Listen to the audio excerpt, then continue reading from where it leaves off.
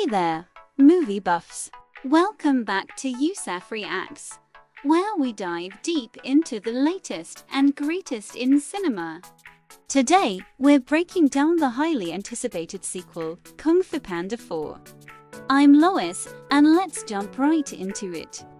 After a wait that felt longer than a dragon's tail, Kung Fu Panda 4 has finally arrived, and let me tell you, it doesn't disappoint. Directed by Mike Mitchell, this installment in the beloved franchise takes us on another thrilling journey with our favorite martial arts-loving panda, Po, voiced once again by the incomparable Jack Black.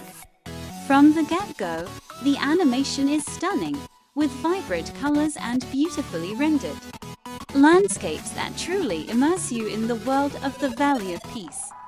And of course, the action sequences are as exhilarating as ever, with some of the most epic Kung Fu battles we've seen yet.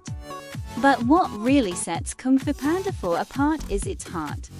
Despite being the fourth installment in the franchise, the film still manages to deliver a meaningful and touching story about friendship, courage, and self-discovery. Po's journey of self-discovery continues in this film, as he grapples with new challenges and learns valuable lessons along the way. The supporting cast, including Tigress, Monkey, Viper, Crane, and Mantis, each have their moment to shine and contribute to the overall narrative. Of course, no review of Kung Fu Panda 4 review would be complete without mentioning the villain.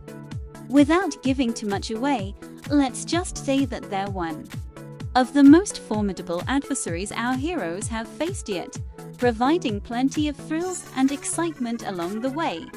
After Po is tapped to become the spiritual leader of the Valley of Peace, he needs to find and train a new dragon warrior, while a wicked sorceress plans to summon all the master villains whom Po has defeated to the spirit realm. Po is gearing up to become the spiritual leader of his Valley of Peace, but also needs someone to take his place as Dragon Warrior. As such, he will train a new Kung Fu practitioner for the spot, and will encounter a villain called the Chameleon who conjures villains from the past. 7.3 overall. A pretty good installment in the franchise, as the film is animated very well and has noticeable voice acting performances. But the movie is not as strong as the first three because it's tailored more towards children and feels like a cash grab. Pretty good direction. The macro scale is very good, as they once again take a simple plot and make the most out of it, going above and beyond with more advanced visuals and grand fighting scenes. The micro scale is pretty good, as the interpersonal moments felt very similar to the other movies in the franchise. But the movie is less deep this time around, as they try more to entertain rather than finding personal messages. The storytelling is very similar to other children's movies, and while it is different this time around by have multiple storylines, this makes the movie more shallow. Good acting, very good from Jack Black, carries where he left off, as he continues to show how Po was tailored to his real-life personality. Good to very good from Awkwafina, does a good job in portraying a holistic character and really embodies the character as it seems like it is really tailored to her personality or mannerisms. Good to very good from Viola, does a good job in using her experience playing villains to bring this one to life, as this was probably the best villain in the whole series.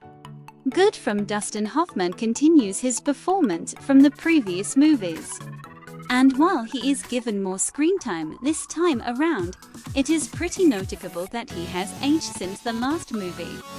Good to very good from James Hong continues to give the character life and has really good chemistry with Jack Black and Bryan Cranston.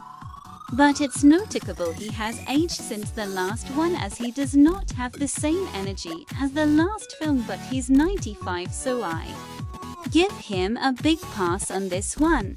Very good from Bryan Cranston, an improved performance this time around, as it feels like he's tailored the performance more to his comedic style and is given more to work with.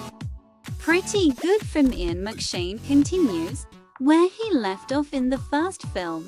Good from Quan, does well in the screen time he is given. Pretty good from the rest of the cast. All the supporting performances really feel like they are buttressing the main cast. Pretty good story. The concept is kinda forced this time around, as it feels like an unnecessary story, even though they do carry it out well.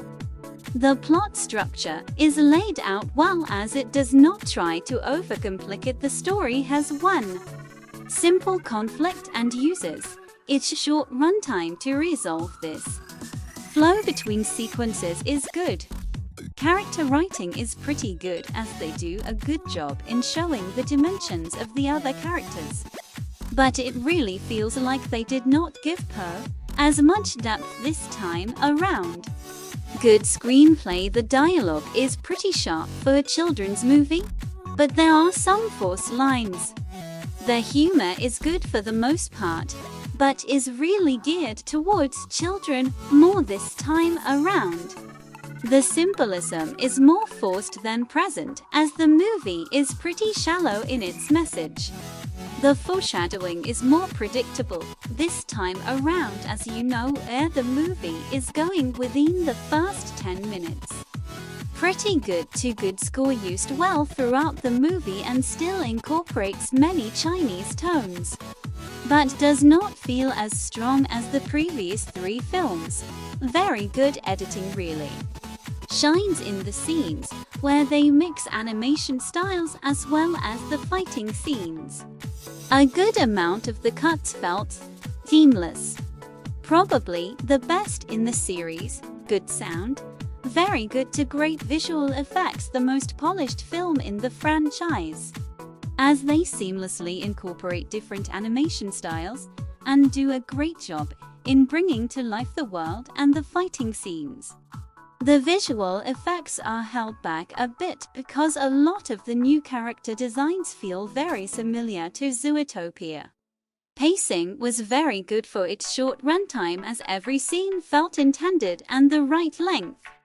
Climax is executed well, as it shows off the film's animation excellence as well as the display the message close the storyline they intended to have in this movie. Tone feels more like a children's movie this time around, as they really try to force laughs and please the younger audience. The movie just feels unnecessary and does not really provide anything worth towards Poe's character arc. So there you have it, folks. That's my review of Kung Fu Panda 4. Have you seen the movie yet? What did you think? Let me know in the comments below. And as always, don't forget to like, share, and subscribe for more reviews and movie magic. Until next time, happy watching.